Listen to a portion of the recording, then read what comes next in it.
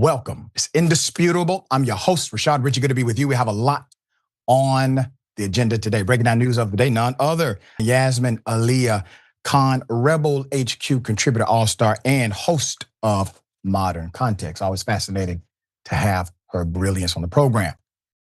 Top story of the day, there he is.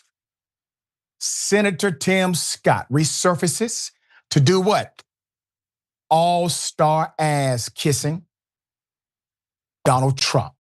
It is fascinating. Here it is. Will produce better leadership. President Trump, continue to do what you have been doing. You've been a strong, powerful voice, consistently speaking on behalf of the most economically challenged people in the country. It's that coalition that has made us a very strong party. Elon Musk, you brought cuts to the table. Let's get back to work, focus on the American people, and we'll get the job done. Okay. The hell? If you're talking about white males, sir, being the most economically disadvantaged group in the United States of America, they are the most economically advanced group, statistically speaking, in the United States of America. It's quite interesting, Senator Scott, because you said not a damn thing when Donald Trump decided to gut your, let's just call it, legacy program, minority business empowerment, by way of Elon Musk. Here's what you said about Elon not too long ago. He gave, what? Did he give you his phone number? With a promise to improve communication?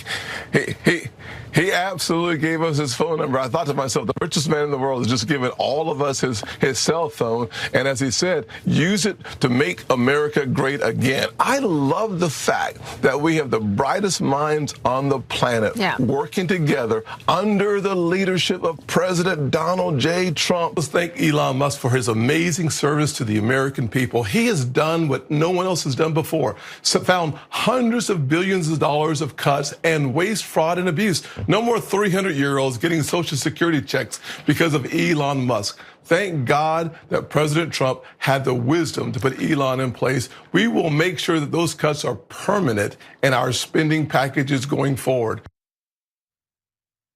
Put up the picture full mass. It's hard to watch. Such a remarkable individual. A gaslighting. It's like a superhero strength for him. Senator Tim Scott seems to have forgotten that at one point he was an advocate for diversity. He was an advocate for equity. He was an advocate for inclusion. As a matter of fact, he signed his name to key legislation in the United States of America in order to provide a safety net for minority Black business owners and for those who live in particular inside of rural areas. That is no more. He said nothing. But all of a sudden, when there's a feud between, well, the two individuals that don't give a damn about him, he's now back on TV. However, Scott's heart belongs to one man. Did you ever think that she actually appointed you, Tim? And think of it, appointed, and you're the senator of his state, and she endorsed me. You must really hate her. No, it's a shame. It's a shame. Uh-oh. I just love you. No, that's why he's a great politician.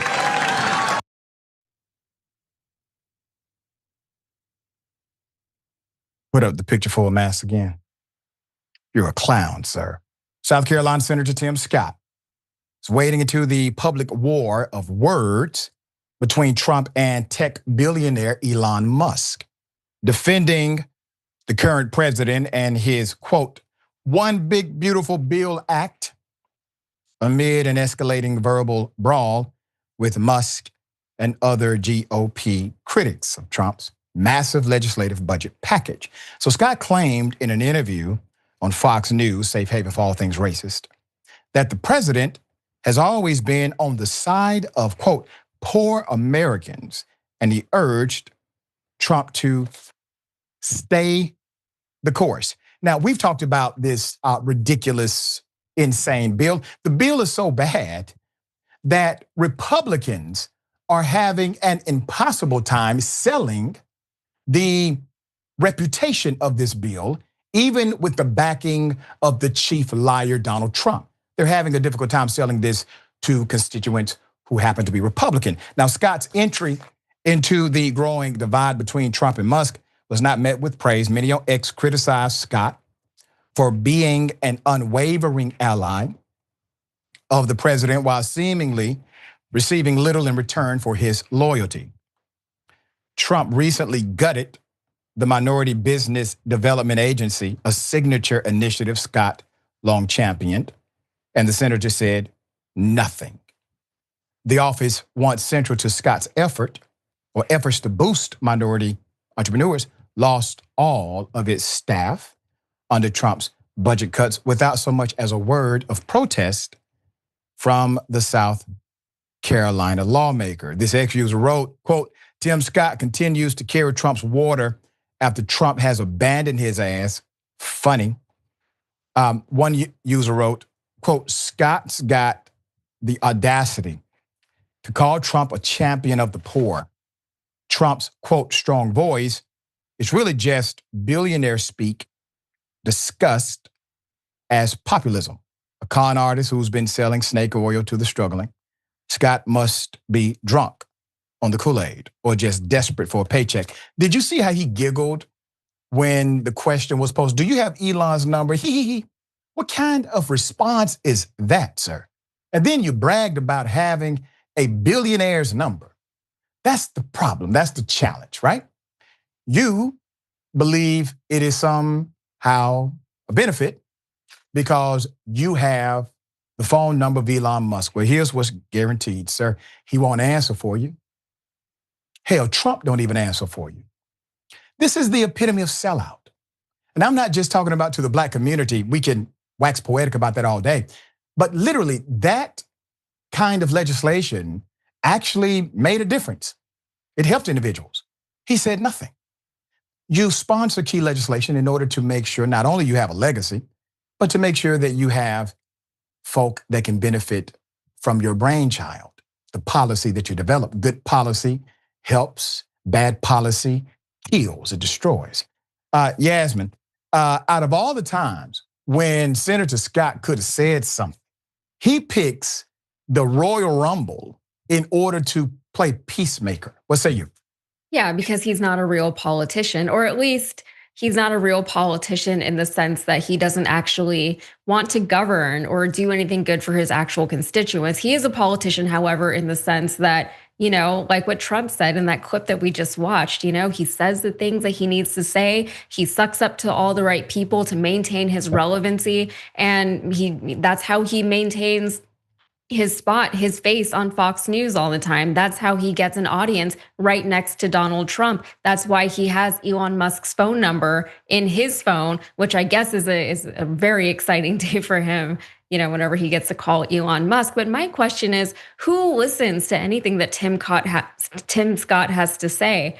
Who actually takes him seriously? I really would love to know. I mean, I know that people voted for him and that's why he's in the Senate, but who are these people who actually find any value in the things that he says?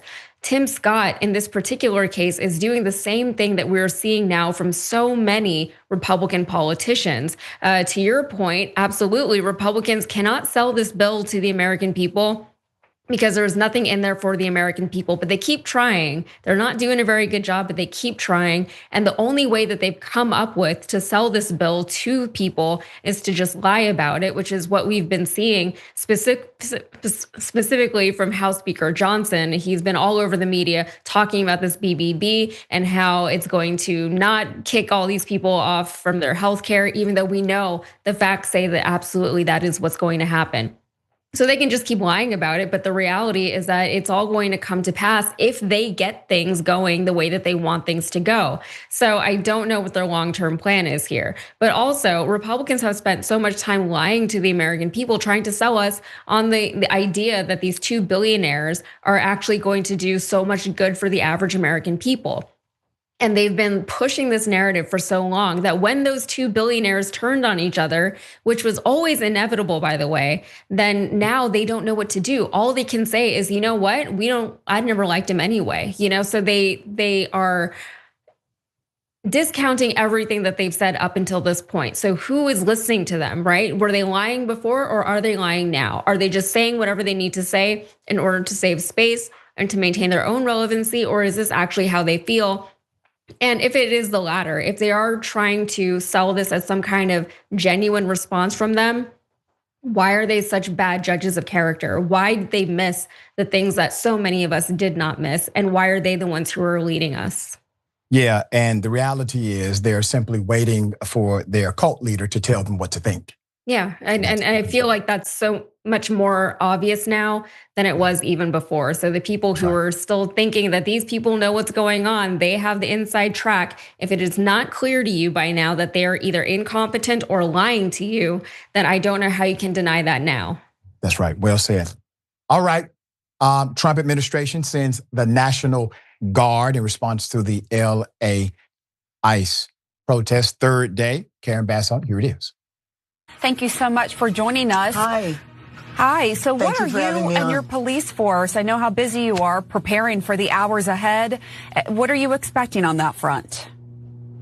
Well, I just have to say that if you dial back time and go to Friday, if immigration raids had not happened here, we would not have the disorder that went on last night. I will tell you that it is peaceful now, but we do not know where and when the next raids will be. That is the concern, because people in the city have a rapid response network. If they see ICE, they go out and they protest. And so it's just a recipe for pandemonium that is completely unnecessary. Nothing was happening here. Los Angeles was peaceful before Friday. Understand that sentiment. Los Angeles was peaceful before Friday, meaning the government created the catalyst to what you see, according to the report. Put it up full mass. Context is required here. Third day of protest in Los Angeles. You have arrest. You have lack of resolution from federal authorities. Among the peaceful protests, there have also been scenes of chaos throughout the streets of LA, as seen in the compilation we've collected from various sources. We have the details surrounding the development of now the National Guard being involved. California National Guard. Troops arrived in Los Angeles on Sunday in a show of force following scattered clashes between immigration agents and protesters and amid a widening political divide between California and the Trump administration. The move by President Trump to activate nearly 2,000 guardsmen marked the first time since 1965. Understand the era that you're in. 1965, that a president has deployed a state's National Guard without a request from that state's governor. The decision was met with stern rebukes from state and local officials, including Governor Newsom, who said the deployment was, quote, not to meet an unmet need, but to manufacture a crisis. Let's stop on that point. What is the governor of California saying? He's saying there was no need based on the demand required nor tactical elements involved. There was no need to have a deployment like this, unprecedented, since 1965, except for one reason. The same reason they did so in 1965, to create the conflict, to create the chaos. There's more. Governor Newsom said California would sue the Trump administration on Monday over the deployment of the National Guard, describing it as an unconstitutional act. In an interview with MSNBC late Sunday, commandeering a state's National Guard without consulting the governor of that state is illegal and immoral, end quote. He wrote this on X. He has formally requested that the government rescind the deployment in Los Angeles County. President Donald Trump mobilized 2,000 National Guard members to intervene in protest against immigration sweeps this weekend. Police used tear gas and less lethal pellets Sunday afternoon as they sought to disperse protesters outside of the Edward R. Roybal Federal Building, which houses an immigration detention center. Authorities also deployed tear gas against protesters blocking the 101 freeway near Alameda Street in Los Angeles Sunday afternoon. Before I get to Pete Hegseth, what's really happening? What's going on? Well, you see, it's a ploy. It's a plan. It's a stage. It's a scenario. Donald Trump wants you to believe that whoever he says is an enemy is thus an enemy. What he will then do is create propaganda around this false enemy, trying to make you believe that somehow this false enemy is the reason for whatever issue you may have. Keep in mind, this man ran on a platform of economy. Is your economy better? He ran on the platform of increasing your wages. Do you have more money in your pocket? He ran on the platform of being the individual who knew what he was doing, had more credibility and more experience and more credentialing than VP Harris. He has taken your jobs. He has fired your children and your parents. He has taken away your higher education bit by bit. He's eliminating your opportunity to thrive and now eliminating your opportunity to survive. Has he tackled one of the problems he promised? No, he doesn't plan to. In a letter addressed to Defense Secretary Pete Hegseth, California governor, the office said President Donald Trump's deployment of National Guard forces into Los Angeles was unlawful because it should have been coordinated through the governor and unnecessary because local police have the situation under control. They did not request them. Also, Trump on Sunday threatened a forceful response against even nonviolent actions by demonstrators, vowing to, quote, have troops everywhere, end quote, in response to the demonstrations in Los Angeles. Trump said he was not yet at the point of invoking the Insurrection Act to quell the demonstrations, but said he was watching the situation closely to determine if he will do so. I want to show you how he is giving directives, command to the military as if he's the police himself. Now, put it up full mass. This is Trump on Truth Social. Arrest the people in face masks now. Another one. Looking really bad in LA, bring in the troops. Let's go to the LAPD. LAPD Chief Jim McDonald said at a Sunday night briefing that almost 60 people had been arrested during the unrest that was becoming increasingly worse and more violent. Newsom urged protesters to remain peaceful after authorities deployed tear gas and the LAPD arrested several people, declaring an unlawful assembly and issuing a dispersal order after reporting on X that some people were, quote, throwing concrete bottles and other objects, end quote. The Department of Homeland Security said in a statement that ICE operations in LA last week resulted in the arrest of 118 immigrants. Don't you see what he's doing? He's trying to destroy us. He's trying to destroy a nation from within. You see, I believe that America has an opportunity to go beyond its nature and can be nurtured into something quite remarkable. But Trump also understands something too. He knows that racism and bias runs deep. He knows how deep it runs for him. He understands how he got elected, and that is why he will not offend racist white men. That's the one demographic he will not offend. For those of you who voted for Donald Trump, you did not vote for this. You have to speak up. For those of you who supported Trump, You did not support this. You have to speak up. And if you do not speak up, we must conclude that you are okay with what happens now. All right, Yasmin, thoughts here?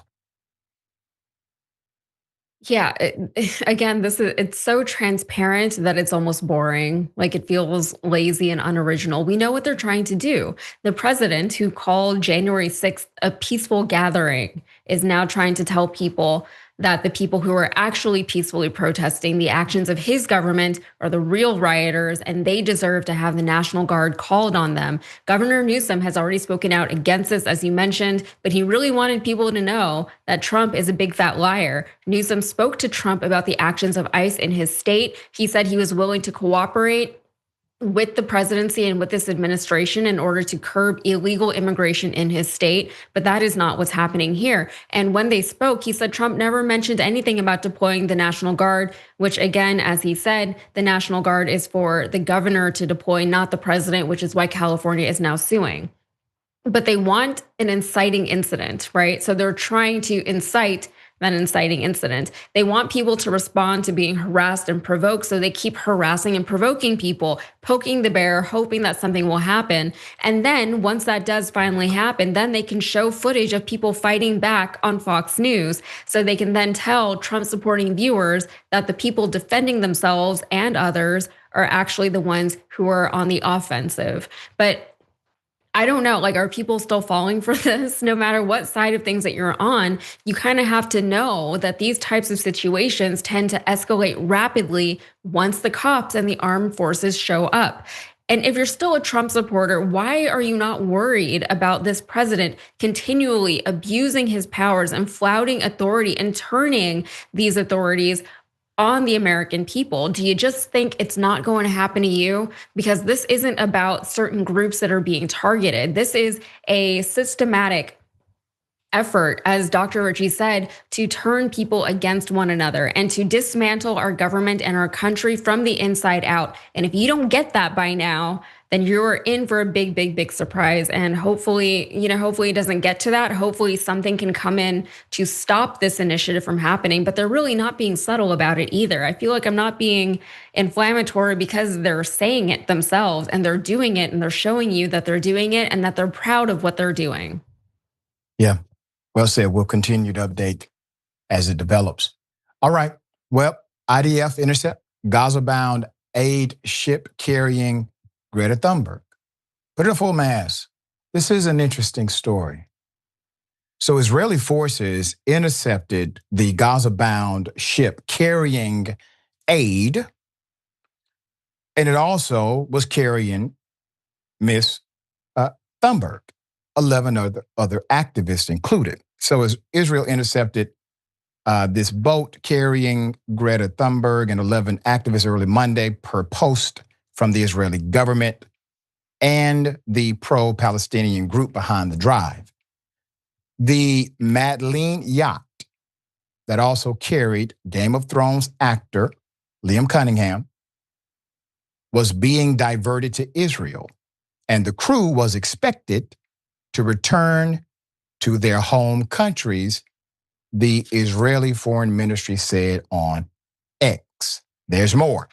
The British flagged ship that was raising awareness of the humanitarian crisis in Gaza during the Israel-Hamas war was carrying aid, including baby formula, food, and medical supplies, per a statement from organizer, the Freedom Flotilla coalition that accused the Israeli forces of kidnapping the entire crew. So Rima Hassan, a French member of the European Parliament who was aboard the ship, said on X, quote, the crew of the Freedom Flotilla was arrested by the Israeli army in international waters around 2 a.m. local time. All right, that's a bold claim and quite insane if that happened, right? There's more. The Israeli Foreign Ministry said on X that everyone aboard the, quote, selfie yacht, end quote, of, quote, celebrities was unharmed and provided with sandwiches and water. Quote, Israel has no legal authority to detain international volunteers aboard the Madeleine. said Araf, human rights attorney and freedom flotilla organizer, in a statement. Quote, this seizure blatantly violates international law.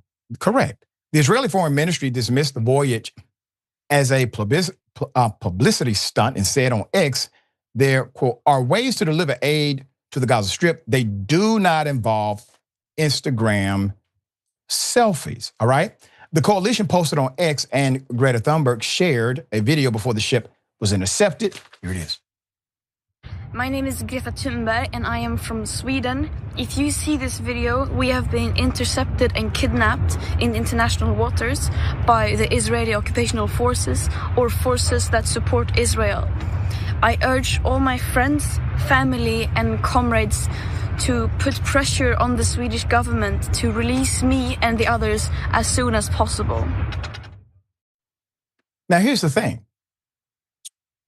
Something has been exposed here that wasn't exposed before. It is correct. There's no argument from the Israeli government. They have no jurisdiction to arrest in international waters. They have no authority to do so. That doesn't mean it's not happening. And it seems as if it went down while somebody was able to provide context and commentary. Why is it that the Israeli government, why is it they seem more disturbed by the social media abilities of these individuals rather than the legality of what is being claimed here? Now, here's Piers Morgan. He jumps in it. Not sure why, but here's what he had to say. After Greta posted, quote, oh, shut up, Greta Thunberg, you attention-seeking narcissist. What an insult to the actual hostages in Gaza who really were kidnapped. This stupid stunt is all about your ego and will make zero difference to the plight of innocent Palestinians caught up in this dreadful war. You know, Pierce, you're a silly human being. And I'm trying to understand your issue with individuals who actually are bringing attention, awareness to humanitarian dynamics, providing aid. You're not on the boat. It's not you there. I guarantee if you would have been the person caught up at 2 o'clock in the morning, you would have been thankful to have a social media outlet in order to tell somebody through. But instead, you decide to criticize an individual. Now, the latest in the updates around the crew, so we still do not know the location of the Madeleine or the boat's crew after it was intercepted by Israel. The Freedom Flotilla Coalition says it is, quote, urgently working to locate the crew. Sweden's foreign ministry has confirmed it is in contact with Israeli authorities in a statement to Reuters news agency. This is an international incident. And I guarantee you, not the first time it has happened, the first time it has been exposed to this degree. And let's be frank, the Israeli government during wartime in particular has zero credibility as it relates to telling the truth. All right, Yasmin, hell of a story here. Obviously, there's more to it. What say you? Yeah. Does this count as piracy? They're intercepting a ship, they're derailing its trajectory, and they're taking its contents for themselves. Those contents are never going to get where they want them, where they were supposed to go. And that is because Israel has intercepted it. And, they're trying to make a big deal out of the celebridom of all of this. They're branding it as a selfie yacht because they know that this particular aid ship is going to be in the news quite a bit, as it already is. They have to now discredit the people on the aid ship to distract from the fact that they did, in fact, intercept an aid ship that was headed for Gaza. These are war crimes, preventing aid from reaching the area that you are actively bombing and destroying, preventing those people from getting basic needs, food, medicines, whatever. This is bad, right? And the IDF, as much as they try to pretend that they're this moral army, we see what's happening and they simply are not that, right? They dissuade journalists from being over there, and that is putting it very, very nicely and lightly.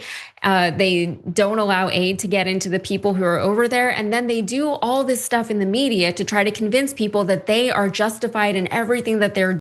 doing. Maybe they believe it. I think a lot of them do believe that they are justified in doing what they're doing over there. But the rest of the world can see it. And they know that it looks bad, which is why they don't let journalists over there, which is why they run all these incredible like media propaganda campaigns like this one, calling it a selfie yacht, because they know that whatever they're doing, however justified they feel that they are, they know that it looks bad. They know that people who are normal people are gonna look at this and say, this looks really, really bad. Also, it's so funny that Piers Morgan spoke up because he has the most random triggers in media, and Greta Thunberg is one of them. He cannot stand her. It's very childish. It's impossible for him to make a post about what happened here without first criticizing Greta. So it was very predictable. I actually thought of him as soon as we started talking about this story. And it's funny that he did turn up in the story itself. Yeah, quite interesting. All right, we'll bring you updates as they come. We got more on the other side. Indisputable, stick and stay.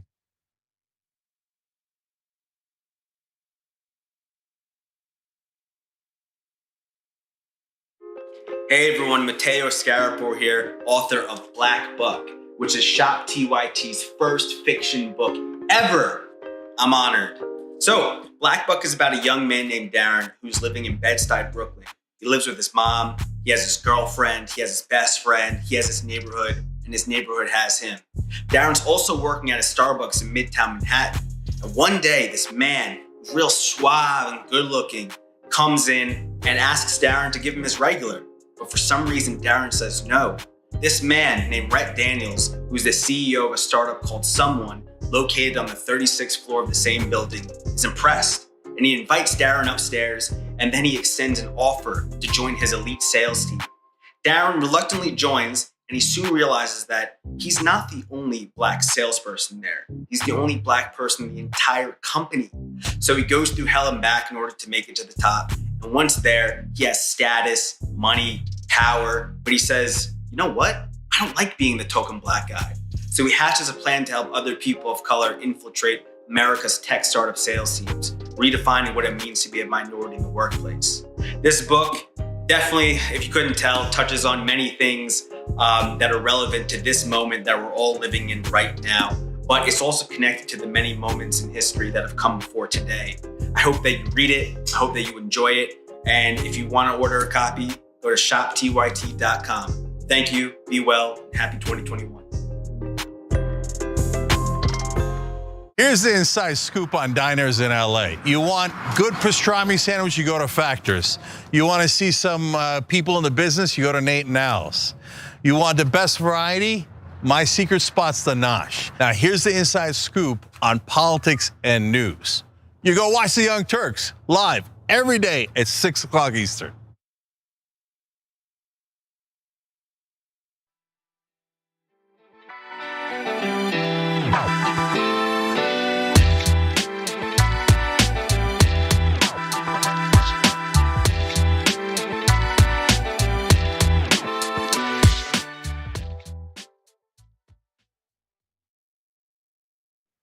All right, welcome back. Always good to be with you. We got a lot of comments. I will read as many as I can. All right. Mike Nice, good afternoon, Doc. Yes. MOD's in chat. Good afternoon to you. And Mac and Stitch. What's up, Doc? What's up back to you? Thank you for joining the show. And Jen Hack, we are watching America in the fight for their lives and democracy here in Australia. We care and worry for you. USA, fight. Continue to provide that positive vibration, all right?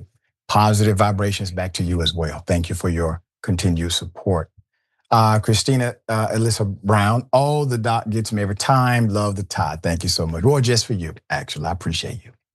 And Ashanti, when exactly does one lose their blackness? We've seen this in Get Out. He is, I don't know if the brother had any, given the level of buffoonery he's engaged in. Also, late_bloomer 66. I like this. I am loving this morning. It is the first day of my child's summer break. I don't have to get up and drive anybody anywhere. I am so happy to be here to watch the whole stream without interruption. You are winning. Yes. All right, well, we got breaking news. Breaking news, ladies and gentlemen. The judge has tossed out Baldoni's $400 million counter lawsuit against Lively. We have a registered expert here, so we're going to put it up full mass. I am glad that we have somebody who can provide expertise on the program. So according to Deadline, Blake Lively and Ryan Reynolds' team are claiming, quote, total victory after a federal judge just tossed out Justin Baldoni's $400 million defamation and extortion suit over what went on during the making of It Ends With Us and the subsequent alleged preemptive astroturfing smear campaign against the Another Simple Favor actress last year. So while Judge Louis Lemon has permitted Baldoni, his Wayfair Studios executives and PR team of Melissa Nathan and Jennifer Abel to submit another amended complaint by June 23rd against Lively, Reynolds' publicist Leslie Sloan, and the New York Times, his exhaustive 132-page order looks to leave little wiggle room for Baldoni. Quote, the Wayfair parties have not alleged that Lively is responsible for any statements other than the statements in her CRD complaint, which are privileged, end quote. The judge said the defamation claims by Team Baldoni with reference to the sexual harassment and retaliation complaint Lively filed the California Civil Rights Department against Baldoni, Nathan Abel, billionaire Steve Schwartz, and CEO Jamie Heath in late December. Quote, the Wayfair parties have alleged that Reynolds and Sloan made additional statements accusing Baldoni of sexual misconduct, and that the Times made additional statements accusing the Wayfair parties of engaging in a smear campaign, end quote. The judge, the brother of director Doug Lyman, went on to say, quote, but the Wayfair parties have not alleged that Reynolds, Sloan, or the Times would have seriously doubted these statements were true because on the information available to them, as is required for them to be liable for defamation under applicable law, end quote. Going to heart of the multi-million-dollar multi-lawsuit fracas, he once termed a, quote, feud between PR firms. Judge also noted, quote, even if they turn out to be unneeded, an employee can insist on protections at workplace for sexual harassment without being accused of extortion. If an employer exceeds, it cannot later claim to be a victim of the employee's wrongful threats. So the main lawyer, Baldoni's main lawyer, Brian Friedman, did not respond to requests for comment on today's ruling, but Lively reps could barely contain their glee. And I really, really need Yas to break all this down for us. Yas, what the hell is going on with this? There's so much going on with this that it's hard to know even where to start. First of all, this was a huge story when it first came out that Blake Lively was accusing her director and co-star in It Ends With Us, Justin Baldoni, of sexual harassment and inappropriate behavior on the set. So that came out and it was a big story. People were very much behind Blake Lively saying, look, if this is something that you experienced while you were on the set, then that is not a good thing. And people supported her. But then Justin Baldoni's team came out right afterwards. And for a lot of the things that Blake Lively was alleging, Justin Baldoni had receipts for it, right? So he said, she said, I said this. Here are the text messages. She said, this is what happened. Here is actual video footage with audio confirming what did or did not happen. See for yourself. So on one hand, there was the actual lawsuit, and then Justin Baldoni did countersue for $400 million. But at the same time, they were running this campaign in the public sphere. Whether or not this was an intentional smear campaign or not, Wayfair and Baldoni's PR team, they did say that they did have a plan in place in case they needed to defend themselves against Blake Lively if she came out with some of the things that were going on the set. In order to defend themselves, but they said they never actually had to deploy their plan because, the press was kind of doing it themselves and the people were doing it themselves. So then you get accusations of astroturfing, people on Reddit who are planting things. You have accusations of astroturfing, by the way, on both sides, right? So people defending Lively and people accusing Lively and vice versa with Baldoni. Lively also wanted to talk about power dynamics on the set, implying that she was just an actress and she was just a woman, and Justin Baldoni was this big, powerful man, the director, the producer, the guy who was, also her co-star and love interest in the film. But at the same time, people also pointed out that Blake Lively is much more popular. She has much more star power than Justin Baldoni, someone who most people didn't even know who he was until this whole scandal broke. So as far as like actual power dynamics, Lively arguably had a lot more power, a lot more money, and she's married to Ryan Reynolds. Ryan Reynolds, he has also been implicated in all of this because he was allegedly very much involved on the set of his wife's movie. That's like your husband just going to work with, it's like if my husband was just here with me right now while I was at work. And then also there was some altercations between Justin Baldoni and Ryan Reynolds that, really don't make them look good at all. This all, however, comes back to the sexual harassment claims that, that's what kicked this whole thing off. Innocent until proven guilty, but I will say that, having seen some of the footage of when the alleged sexual harassment happened, I wouldn't have looked twice at that. Again, this hasn't gone to trial yet, so we really don't know the details of what has happened, but Justin Baldoni did release the footage saying, look, this is what it is. And there were a few other instances where it seems that Blake Lively misrepresented some of the things that had happened in either her lawsuit or in the press. And then Justin Baldoni's team said, look, here it is, and they actually presented it to the public. And, again, you can make your own decision on that. Then on top of all of that, there were the claims that Blake Lively attempted to take over Justin Baldoni's film, and that was her actual motivation in accusing him of sexual harassment while on the set and while working together. The allegation is that she wanted to get she wanted to become one of the producers of America. She wanted to join the Producers Guild of America, the PGA. In order to do that, you have to hit certain milestones on a film, including you have to hire certain people, you have to be involved in certain processes. And you can see also in footage that she was, she fired the costume director, she fired the music, the composer, the guy who was doing the music for the film, and rehired all these people, seemingly in an effort to say, look, I did this. On the final, she wanted the final cut of the film, which that usually goes to the director. But allegedly she said, you know what, I'm not going to promote the movie unless I get to do a cut of this movie. And that's the one that gets released. Again, this is all alleged, and it was, hopefully eventually going to come out at some point, whether or not all of this stuff was true. There's a lot more to it. So I hope I'm not glossing over anything, but ultimately there has been a lot of damage to both of these people's careers, right? Blake Lively in the public, she is not seen to be a very likable or intelligent person. People have criticized her actual acting, which is what she's known for.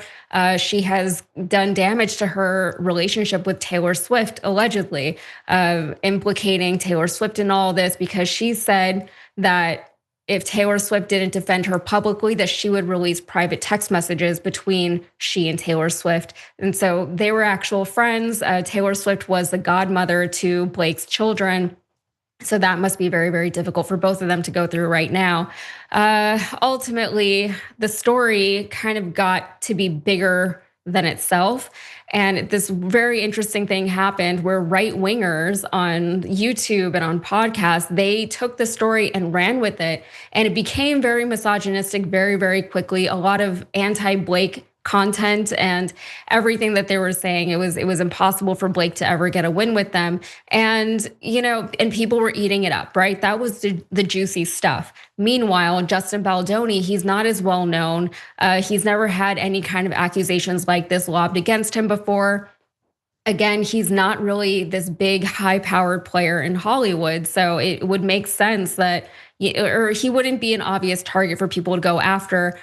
Some of his previous female co-stars have come out and said, you know what, he's never been anything like this to me. And of course, they can only speak to their own experiences. Some of the people who were in the movie with them in It Ends With Us, they also, some of them came out with one story, then they changed their story later.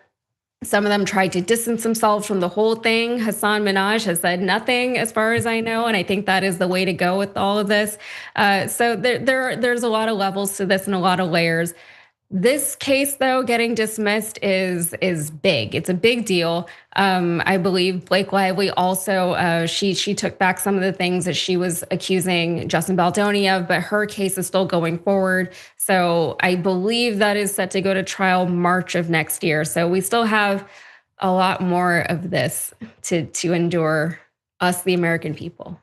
I think that's as much as I can say right now about that. That was a very detailed and thorough review. So next time we cover this, we will make sure you are here again.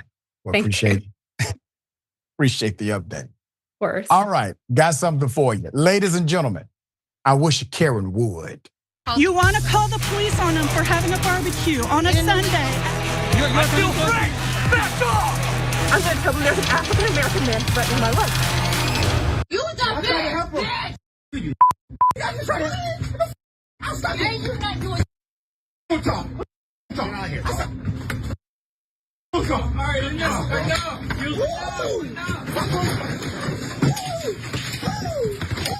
You bitch ass nigga. I'm trying to help you. I'm trying to help you. I'm trying to help you. Do that. I'm trying to help you. I love you, dude. I'm trying to help you. Stop, girl. Stop. No. I'm trying to help you. I'm trying to help you. Don't touch me. Don't touch me. Don't touch me. Don't touch me. Don't touch me. Don't touch me, bitch. Don't touch me. Don't touch me.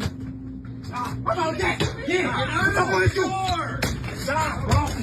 Yo, let him go. Let him go. They tired. They tired. Oh, bitch. What's wrong with you? What's wrong with y'all? All right. Yo, chill.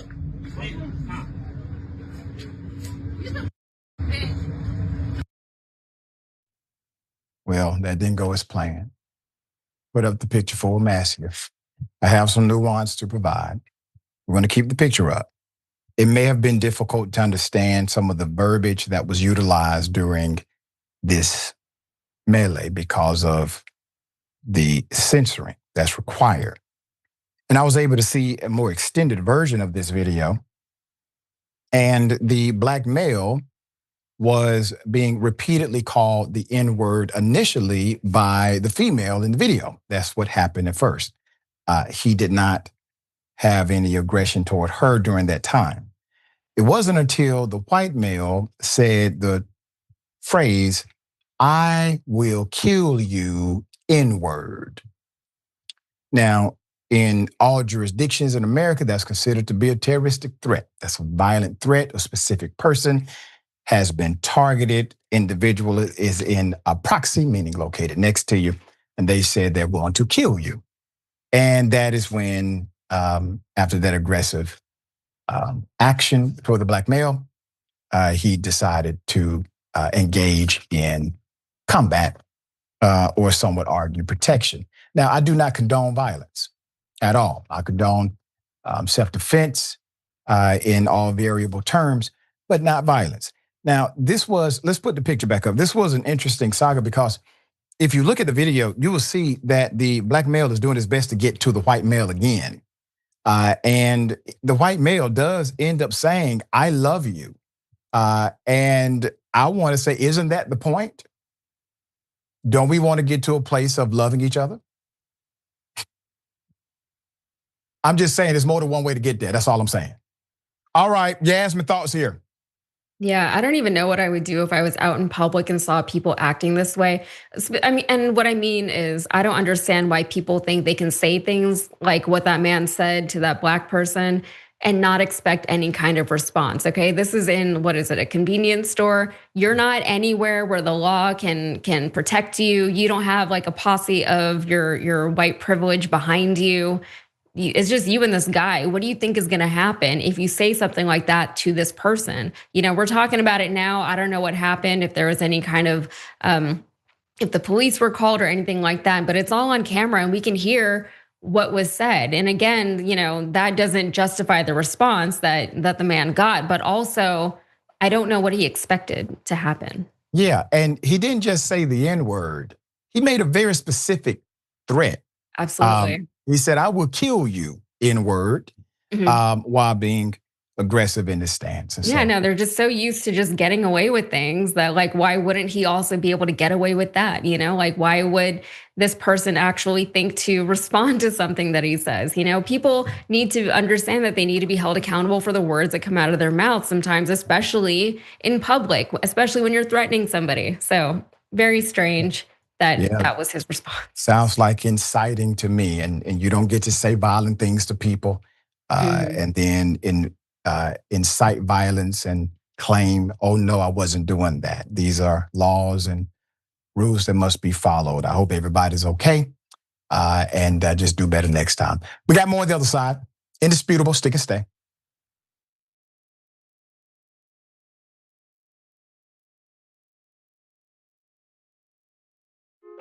Hey everyone, Mateo Scarapour here, author of Black Buck, which is Shop TYT's first fiction book ever.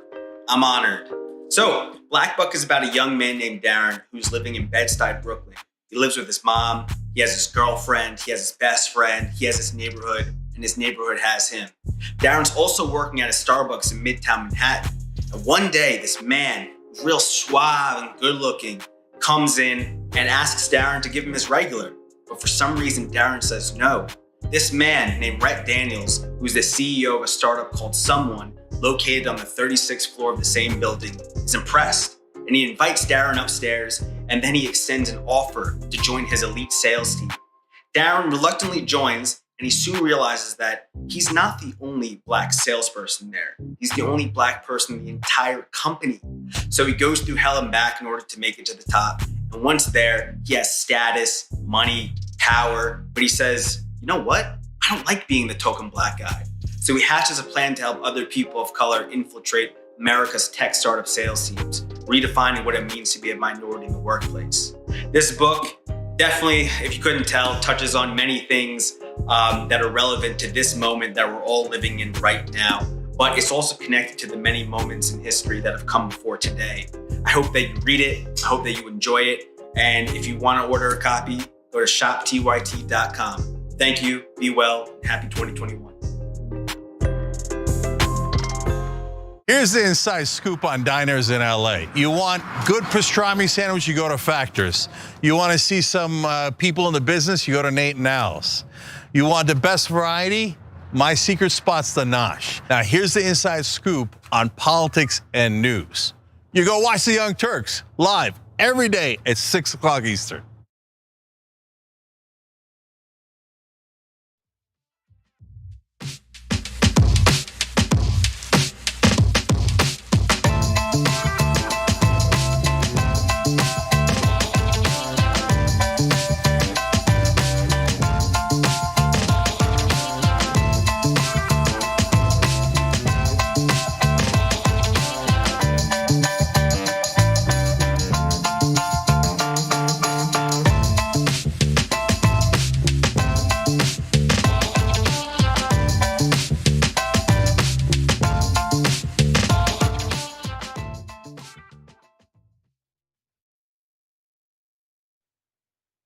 Welcome. All right. Let me read some of these amazing comments. Craig Souffle says Trump is threatening to arrest California Governor Gavin Newsom. Doing this is a GD5 alarm fire for everyone. That's right. So damn sad. Dex, Karens, and the Kens who love them. I love you, LOL. He did say I love you. Yeah. Mr. Kitty is what I call my wife. Says, so fun to watch the latest Alien versus Predator, Elon v. Trump. And Nostra Science, the dishonest far right really hate honest Greta Thunberg. Yeah. David Morris, Greta and company are courageous. Yep, that's right. That's correct. Yazora Sora. This Thunberg issue is going to put a lot more eyes on Gaza. I'm glad she took the risk to do this. That's correct. David Morris, Piers Morgan is what you get when you convert smugness into a human being. Yeah, that's a great summary. All right. Well, what if I told you a racist individual decided to bear mace Black children who were blowing bubbles? Put it at full mass.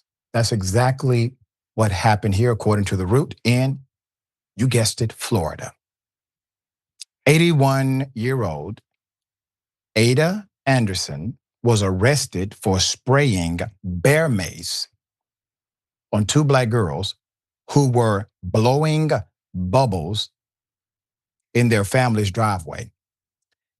April Moran told police she and her daughters were in their driveway playing with bubbles when Ada Anderson approached them behind the fence, separating their homes. She told the police that Anderson sprayed bear mace at them and spat racial slurs while doing so. That's per Click Orlando's report. Anderson told the cops Morant's daughters, 3 and 6 years of age, were running up and down the fence, yelling at her when she stepped out of her home and sprayed them. However, she claimed the liquid didn't touch them because she was 40 feet away from them, the report says.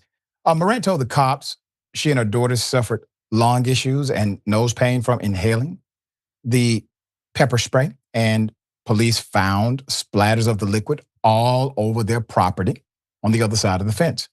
Also, Morant tells Click Orlando her neighbor's behavior has been like this since moving to the neighborhood back in November. Quote, she tells us every day, like an everyday occurrence, every day since we've been here, we don't belong here and we are monkeys. And she calls us the N-word. So it's always something. So I know she's doing whatever she can do to make me move, Morant told reporters.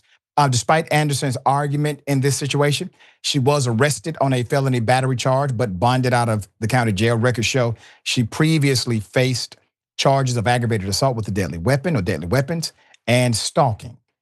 She also faces a restraining order filed by Moran on behalf of herself and her daughters, the report says. Put up the family picture again. I'm going to recommend, obviously, that either A, you get away from this individual because you do not know when she's going to escalate, because obviously they are going to simply let her out of jail. Or 2, file a federal civil charge for housing intimidation or housing discrimination so that there can be a remedy to get her out of being your neighbor. Sounds like she wants that anyway. And let's go to the individual who has been accused.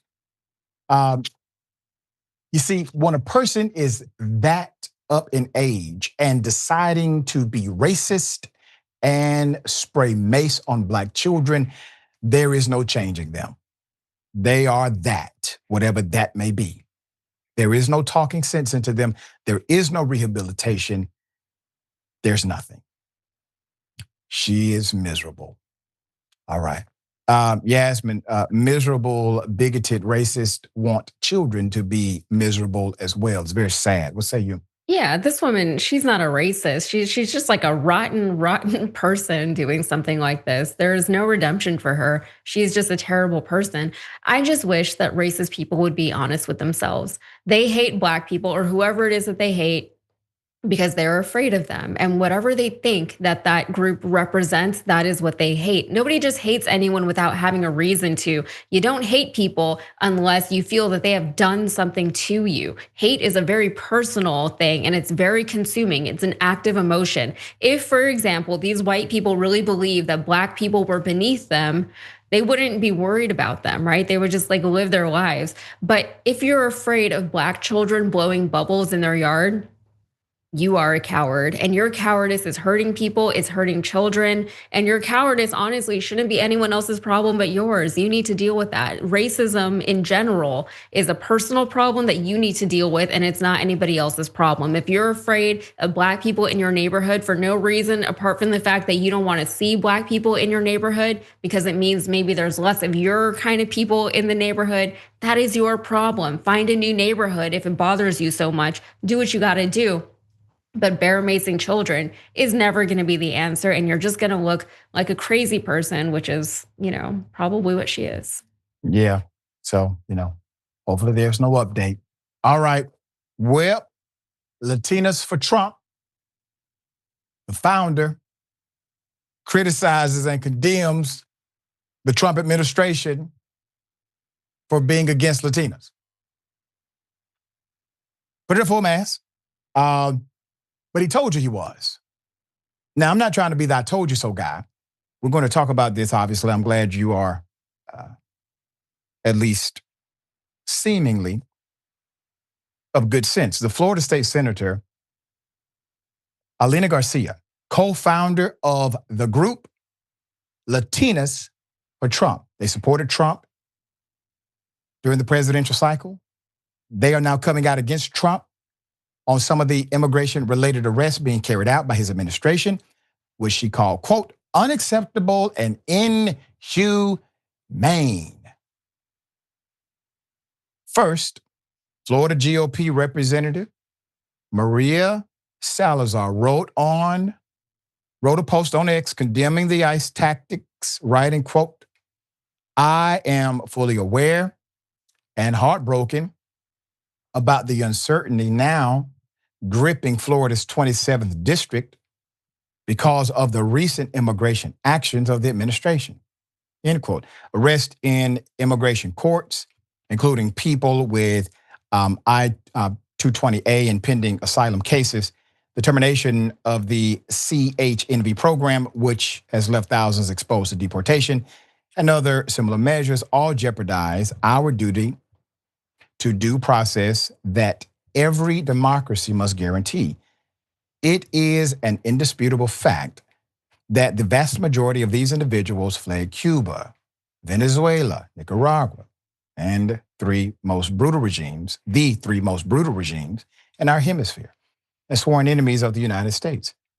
Both Salazar and Garcia, both daughters of Cuban exiles. Now remember, according to Trump, the only real prosecuted individual on this planet are white men who are descendants of colonizers in South Africa. Those are the individuals that we have to be paying attention to, according to Trump. They are the ones, not you.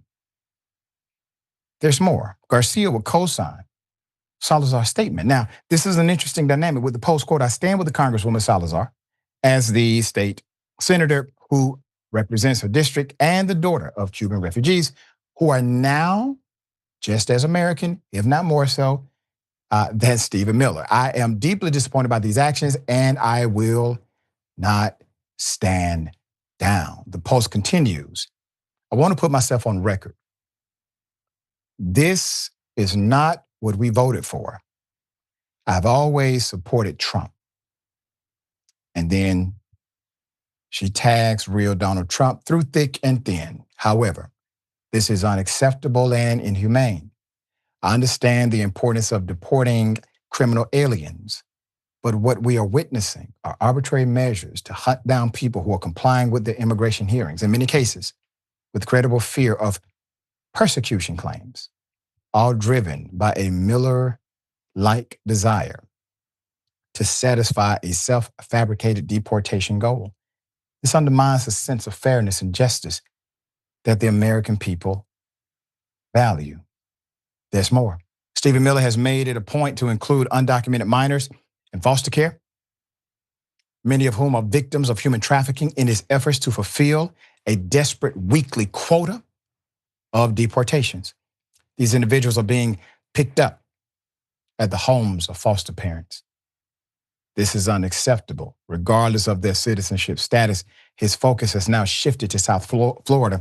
The opinions and statements expressed are my own and do not reflect those of the Senate or the governor. I am committed to doing whatever it takes to protect our children as they are victims and not criminals, end quote.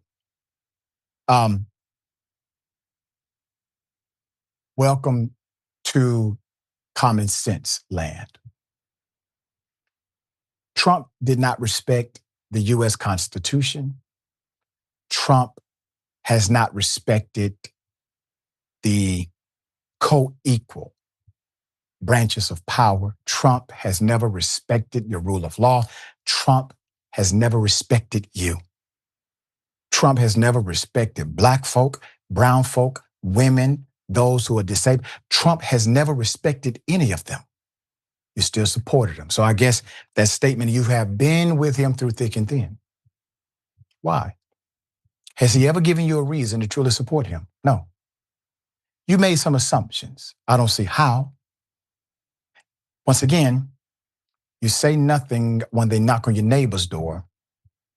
There's no neighbor to say anything when they knock on yours. These are some of the same talking points of this family. Here it is. Mario and Mireya both crossed the border illegally as teenagers, but became citizens under President Ronald Reagan's amnesty. They see themselves as different from migrants crossing the border today. In what way do you think they're different? The people that are coming here are the criminals, you know? The ones that did something bad in their country, they're running away from their law. Despite having close family members who are undocumented, Migrant invasion. they don't believe they'll end up in Trump's crosshairs. When you hear Trump promise mass deportations, do you worry about them? Yes and no, because the ones that I know, they're doing good. They're not breaking any laws. I believe he's going to start deporting all the bad people. Trump won over the Alvarez family and many like them. Whether the economy improves and who exactly he chooses to deport may determine if he keeps them. My family is Latino and a lot of them are immigrants. But at the end of the day, we're American. Yeah. Garcia's remarks are not the first time she has gotten cross with the Trump administration. She serves as a deputy press secretary for the U.S. Homeland Security Department during Trump's first presidency before leaving the post in March 2019, ahead of his defeat in the 2020 election to Joe Biden and her joining the Florida State Senate.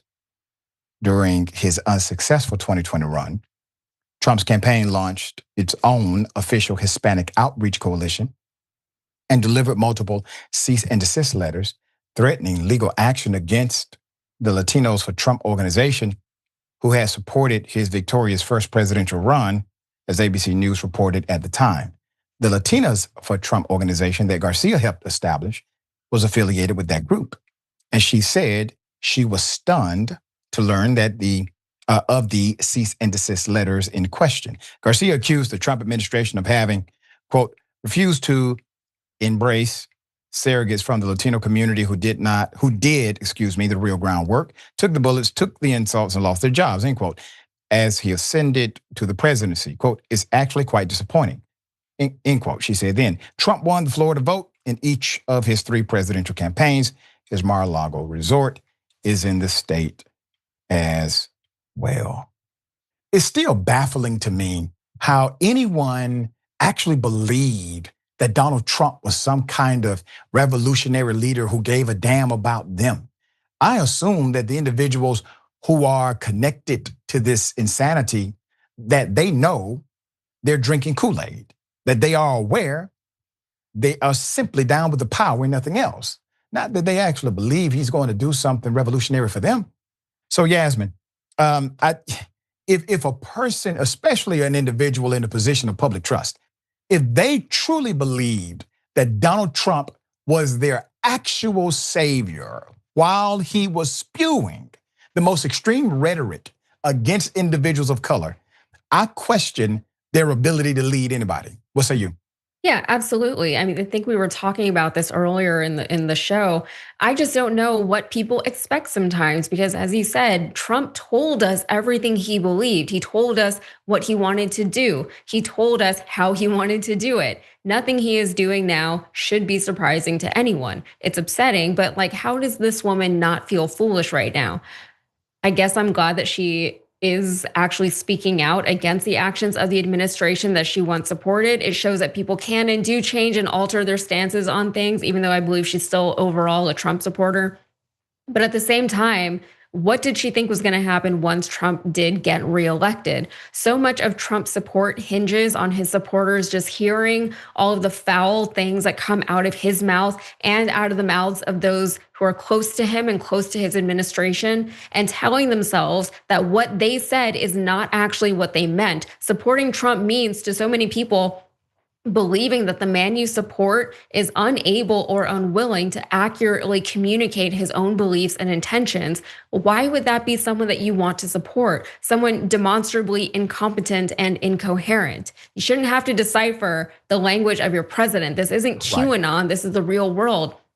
The words of the president can mobilize armies and it can tank entire economies, which is something that we've actually seen. The only other reason that they're able to support someone like Trump is because they don't believe that he will be able to accomplish some of the things that he talks about accomplishing. That's why whenever he was talking about tariffs while he was running for re-election, people said he's not going to be able to do that. So then what are you voting for? It's really pathetic. And let me tell you also one last point.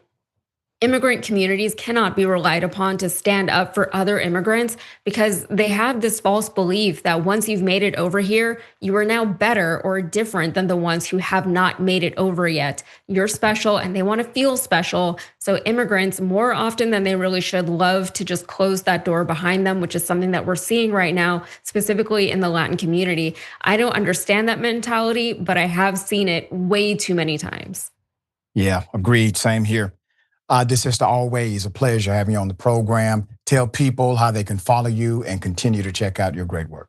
Yeah, you can follow me. You can find all my work on the Rebel HQ YouTube channel. And also you can follow me on Instagram at YazK with 5 Z's, YAZZZZZ. I lost count, 5 Z's.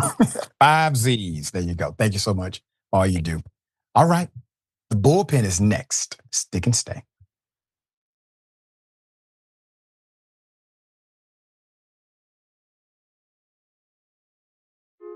Hey everyone, Mateo Scarapore here, author of Black Buck, which is Shop TYT's first fiction book ever.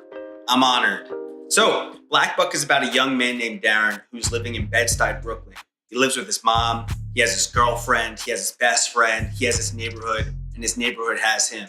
Darren's also working at a Starbucks in Midtown Manhattan. And one day, this man, real suave and good looking, comes in and asks Darren to give him his regular. But for some reason, Darren says no. This man named Rhett Daniels, who's the CEO of a startup called Someone, located on the 36th floor of the same building, is impressed. And he invites Darren upstairs, and then he extends an offer to join his elite sales team. Darren reluctantly joins, and he soon realizes that he's not the only black salesperson there. He's the only black person in the entire company. So he goes through hell and back in order to make it to the top. And once there, he has status, money, power, but he says, you know what? I don't like being the token black guy. So he hatches a plan to help other people of color infiltrate America's tech startup sales teams, redefining what it means to be a minority in the workplace. This book definitely, if you couldn't tell, touches on many things that are relevant to this moment that we're all living in right now.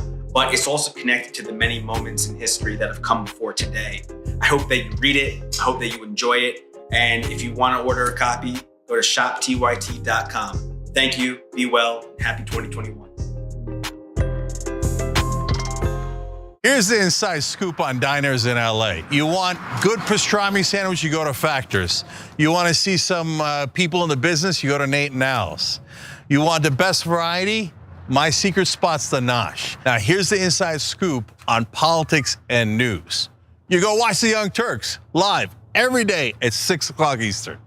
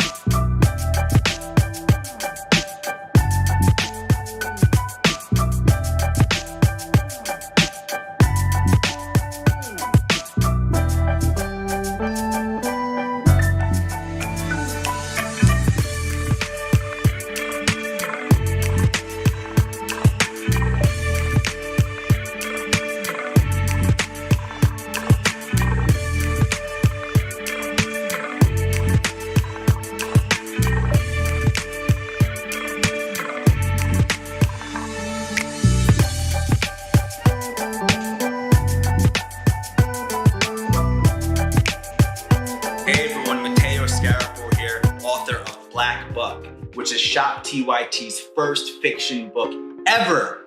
I'm honored. So, Black Buck is about a young man named Darren who's living in Bed-Stuy, Brooklyn. He lives with his mom, he has his girlfriend, he has his best friend, he has his neighborhood, and his neighborhood has him. Darren's also working at a Starbucks in Midtown Manhattan. And one day, this man, real suave and good looking, comes in and asks Darren to give him his regular. But for some reason, Darren says no. This man named Rhett Daniels, who's the CEO of a startup called Someone, located on the 36th floor of the same building, is impressed. And he invites Darren upstairs, and then he extends an offer to join his elite sales team. Darren reluctantly joins, and he soon realizes that he's not the only Black salesperson there. He's the only Black person in the entire company. So he goes through hell and back in order to make it to the top. And once there, he has status, money, power, but he says, you know what? I don't like being the token Black guy. So he hatches a plan to help other people of color infiltrate America's tech startup sales teams, redefining what it means to be a minority in the workplace. This book definitely, if you couldn't tell, touches on many things that are relevant to this moment that we're all living in right now. But it's also connected to the many moments in history that have come before today. I hope that you read it. I hope that you enjoy it. And if you want to order a copy, go to shoptyt.com. Thank you, be well, and happy 2021. Here's the inside scoop on diners in LA. You want good pastrami sandwich, you go to Factors. You want to see some people in the business, you go to Nate and Al's. You want the best variety? My secret spot's the Nosh. Now here's the inside scoop on politics and news. You go watch the Young Turks live every day at 6 o'clock Eastern.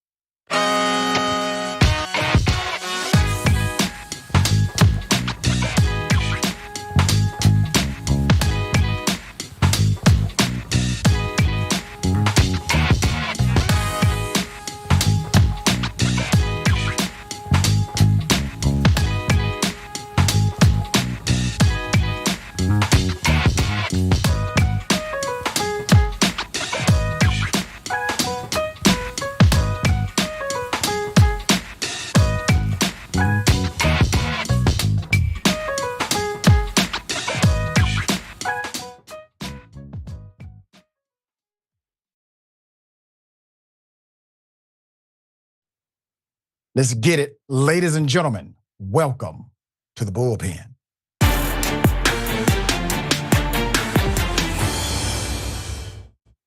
All right, in the Bullpen today, we have Mr. Sam Raus. Sam is going to talk about why he believes Section 230, which was basically constructed in 1996, that gives social media companies or platforms immunity virtually from liability, civil liability. He believes appealing it would be a mistake. All right, Sam, welcome to the Bullpen. How are you? Thank you so much for having me this afternoon. Well, thank you for being here. Thank you for the op-ed. Let's talk about why you believe that the repeal of Section 230 would be a disaster. I don't know what you believe about it beyond that, but I will opine after you provide that information. Yeah, so there's been a lot of conversation around Section 230 from really both sides of the aisle, having a lot of concerns with the role that social media and the internet plays in our modern politics, our public discourse. So much of the division across our country, so much information getting spread around, a lot of times misinformation, as a lot of people call it. But the underlying factor is that Section 230 is what protects each and every one of us to have that freedom of speech online, to be able to have so many platforms that really allow us to express ourselves and live out our different lives. And so while this generally is presented as, an immunity for the big tech companies from lawsuits, what it also does is create legal protection for so many smaller platforms, so many niche interest areas that really protect the dissidents, protect the people with different political interests that may otherwise be scorned and cast aside. Protects the new media outlets like yours that are face much more scrutiny than the big incumbents that have millions of lawyers to rely upon. And so I think a lot of the heat against this law, while there are certainly concerns to be had with social media, certainly conversations to be had about how we can make a better world, it's really misplaced to come after this law that is protecting so many of these different platforms.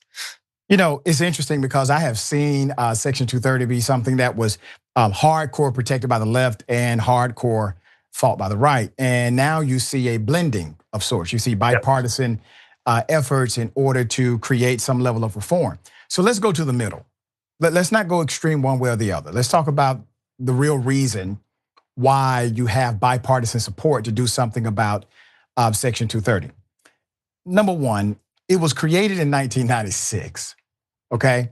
So in 1996, you have Section 230, which basically said, listen, if you're going to be a platforming company, we're not going to hold you accountable as we would a publishing company, thus allowing the individual publisher, meaning the everyday person, will be responsible for their content.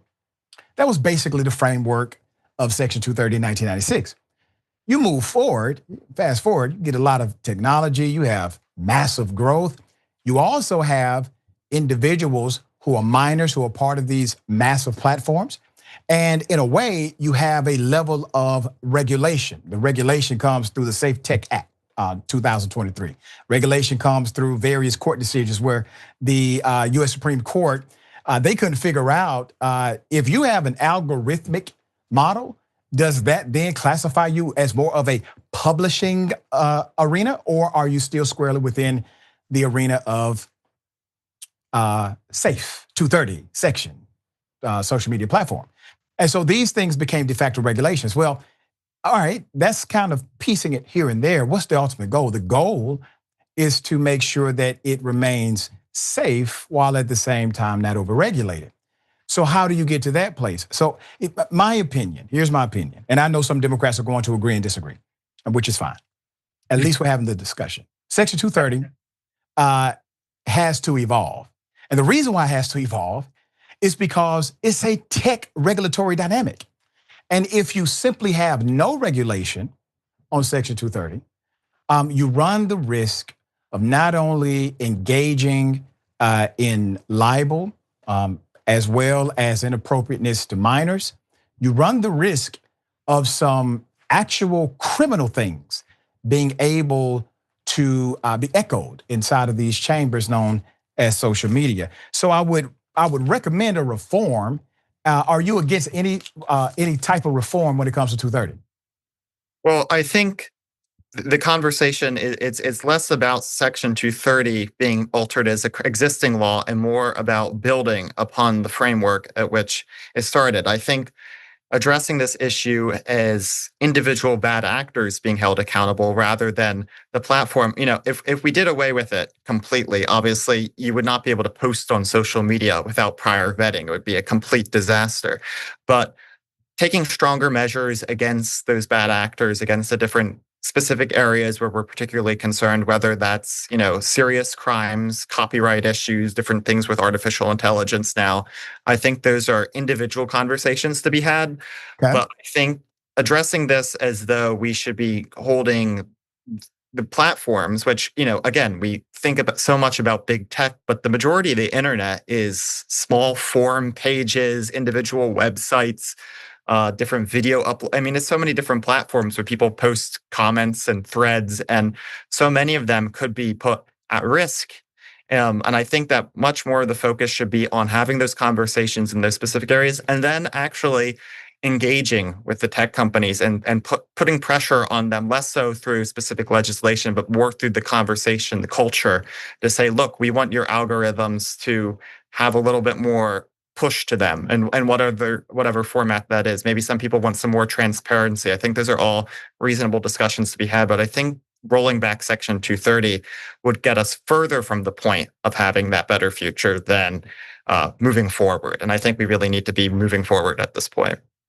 And for those who are wondering who would want to repeal it, well, there's an interesting argument, a novel argument that says if you repeal 230, it then forces the social media platforms themselves to engage in self-regulation, because they would then be civilly liable for content that creates some type of civil liability for another human being. Which would mean, hey, all right, so now you have a self-regulatory dynamic. You don't have to get involved in legislative regulation. You've built one in because you've eliminated their immunity to prosecution, to civil liability. I think that's a fair argument. Now, does that argument create a disaster?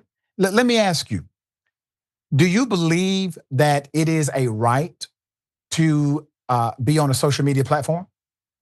I don't think you have any right to be on a specific platform. And actually, under Section 230, the very point is that the platforms themselves can moderate their own content. Correct. They can determine, okay, Blue Sky has much stricter rules at this point than X does. And that's for a reason, because the people that want to use that platform prefer that environment. So no, there's certainly not a right to it, but there is a right to free expression and free speech in a broader sense. And that needs to come forward through our laws to try to push forth the broadest amount of opportunity for people to engage with that. And I think thinking through that when addressing these issues is so important, while not, taking that extra step to say, you have a right to be on Instagram. You certainly do. Right.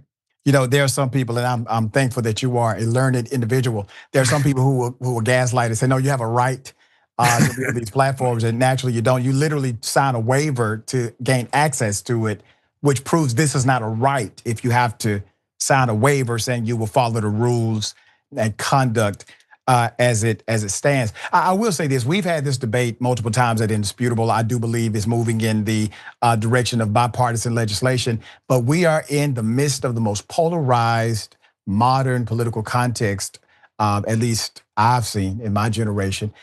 It will be difficult if somebody wants to politicize this rather than getting down to the substantive capacity that it may have. What say you?